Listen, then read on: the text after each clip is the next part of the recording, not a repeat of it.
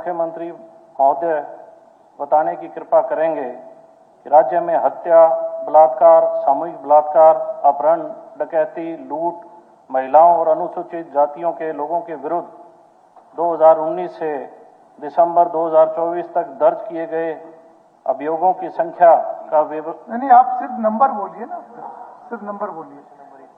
Question number 6। Question number 6 जी। अध्यक्ष महोदय, आदित्य देवलाल जी ने 2 मदों में सवाल पूछा कि राज्य में हत्या, बलात्कार, सामूहिक बलात्कार, अपहरण, डकैती, लूट, महिलाओं, अनुसूचित जातियों और व्यापारियों के रखरखाव आम जनता के लिए। मैं हत्या के मामले में 2019 से 2024 का विवरण देता हूं। टोटल मामले दर्ज हुए 6338, सुलझाए गए 6036, सुलझाने का प्रतिशत 95.23% और गिरफ्तार के 12,966 और चार्जशीट के 4,035। बलात्कार के मामले में 19 से 24 तक 10,262। ये तो पूरा आंकड़ा दिया हुआ है आपने, कोई आपके सप्लीमेंट्री हो तो आप आगे पूछिए। पूरा आंकड़ा दिया हुआ है, थोड़ी डिटेल में पढ़ने में बहुत समय लगेगा। अध्यक्ष महोदय, क्योंकि ये जो है ये सारा गृह मंत्री से रिलेटेड है, इसी जवाब में बताया गया कि टास्क फोर्स सरकार ने गठित की है क्राइम को रोकने के लिए। पर अध्यक्ष महोदय, अगर टास्क फोर्स ही क्राइम करने लग जाए तो फिर उसको कौन रोकेगा?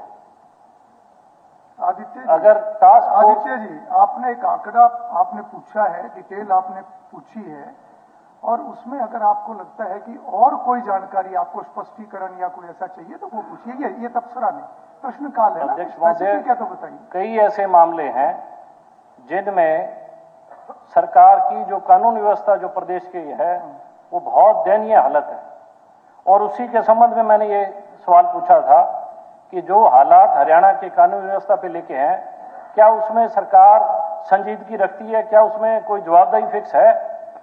कोई भी चीज, क्योंकि लॉ एंड ऑर्डर मेंटेन करना सरकार का काम है, अगर हरियाणा के अंदर लॉ एंड ऑर्डर मेंटेन नहीं होगा तो उसका जिम्मेवार ठीक है। आपने जो डिटेल मांगी वो मंत्री जी ने दे दी, सारा का सारा उसके अंदर है, और इसके बाद कोई स्पेसिफिक है तो आप पूछिए, नहीं तो उसके अलावा तब मेरी कॉन्स्टिट्यूएंसी का ही मामला है जी। टास्क फोर्स ने एक हेल्ड अप किया चोर को और उससे रिकवरी कर ली, और रिकवरी करने के बाद इन्होंने नहीं सर, आदित्य जी, ऐसे एक केस ऐसे नहीं चर्चा। सर, मैं टास्क फोर्स की बात कर रहा हूं। आपने पूरे प्रदेश का विषय उठाया। नहीं, ऐसे नहीं। अध्यक्ष महोदय, टास्क फोर्स बहुत अहमियत रखती है।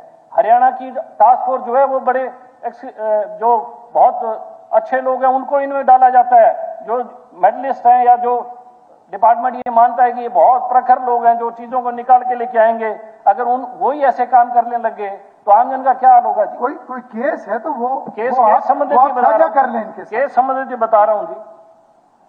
कालवाना गांव की घटना, एक महिला के चोट मारी जाती है। ऐसे नहीं, घटना ऐसे प्रश्न के साथ एफआईआर नहीं, घटना ऐसे नहीं। आपको बाद में आपको मौका मिलेगा बाद में, तब आप अपना विषय रखें। अत्याचार हो रहे हैं। राम कुमार कश्यप क्वेश्चन नंबर 7 जी, स्वास्थ्य मंत्री हो गया। आपको जवाब मिल गया। नहीं, तबसरा नहीं, प्रश्न काल में तबसरा नहीं। मैं बता देता हूं, इन्होंने जो क्वेश्चन उठाया है, मैं इसके नहीं, मैं अलग भी इनको उत्तर दे दूंगा, परंतु मैं बताना चाहता हूं जो ये बात कर रहे हैं, हरियाणा सरकार जीरो टॉलरेंस के ऊपर काम कर रही है।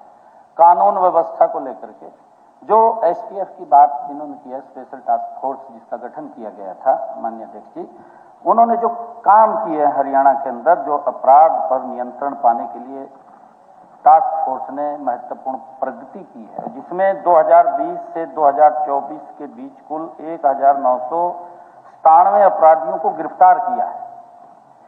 जो ये बात कह रहे हैं उसके ऊपर क्वेश्चन उठा रहे हैं, क्योंकि हमारी सरकार का, मैंने कहा है कि जीरो टॉलरेंस के ऊपर लॉ एंड ऑर्डर को लेकर के हम बिल्कुल स्टिक है, और आगे भी हमारी सरकार स्टिक रहेगी, ऐसा नहीं है। और इनमें से 542 मोस्ट वांटेड जिनके ऊपर इनाम था, माननीय अध्यक्ष जी, उनको गिरफ्तार किया है। ऐसे अपराधी थे। 256 गैंगस्टर थे जो गिरोह के अंदर काम करते थे, हाँ उसको पूरी डिटेल है इसके अंदर, उसके ऊपर काम किया। और अगर कोई विशेष माननीय विधायक जी का कोई विषय है, अलग से आकर के वो जानकारी ले सकता है, उसके ऊपर हमारी सरकार कार्रवाई करेगी, कोई दिक्कत नहीं है।